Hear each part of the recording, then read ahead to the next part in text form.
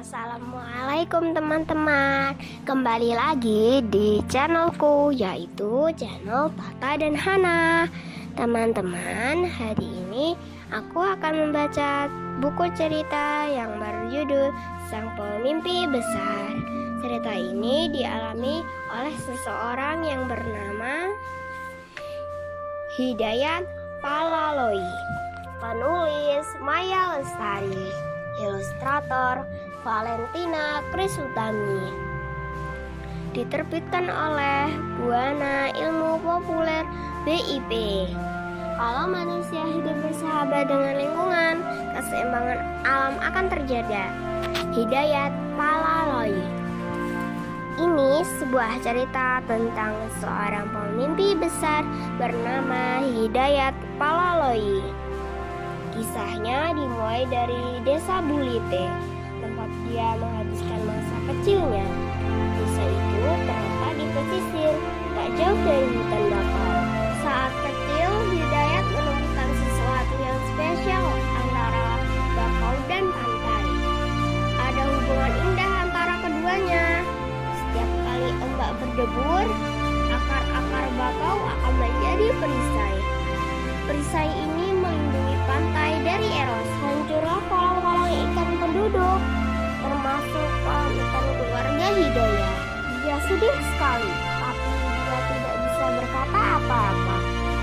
Dia terus mengingat peristiwa banjir itu hingga dewasa. Suatu hari dia mengunjungi temannya yang tinggal di pantai Tongke-Tongke.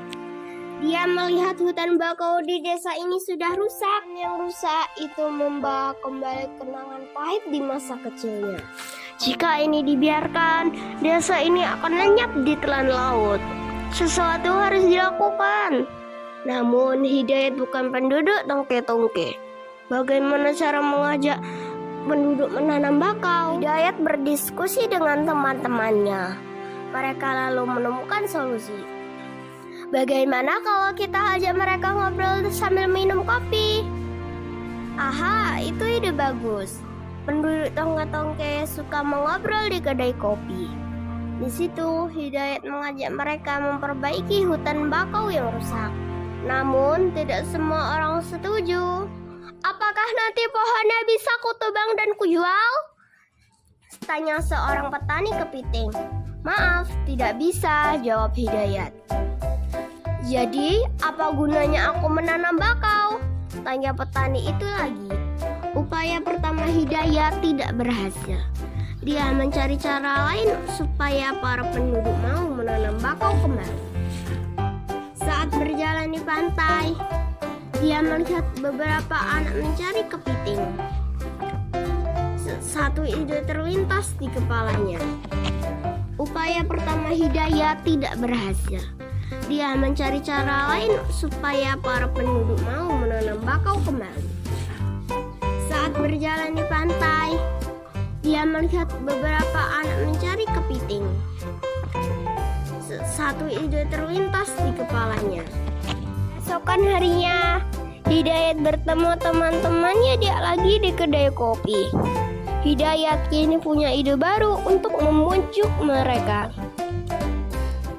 Jika kita punya hutan bakau, kita akan punya banyak udang dan kepiting.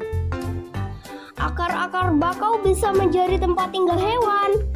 Daun bakau yang jatuh ke air akan menjadi sumber makanan.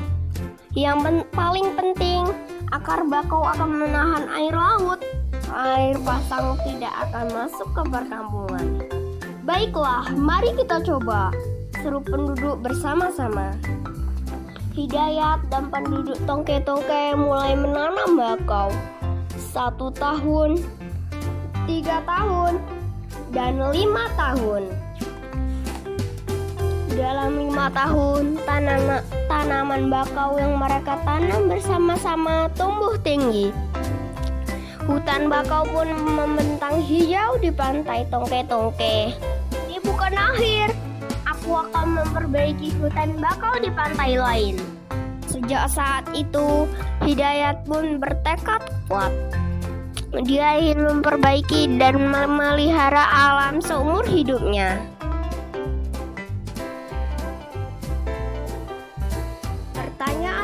berdiskusi. Apakah kamu pernah pergi ke pantai? Kalau ya, apa yang paling kamu sukai dari pantai? Ketika Hidayat meminta orang-orang Tongke untuk menanam bakau, awalnya mereka menolak. Apa yang dilakukan Hidayat ketika orang-orang tidak menyukai idenya? Kalau impian Hidayat adalah menyelamatkan penduduk pesisir dengan menanam bakau, apa impianmu? Apa yang baru yang kamu pelajari dari cerita Hidayat? Mari temukan satu orang untuk berbagi hal yang baru kamu pelajari ini. Salam berbagi.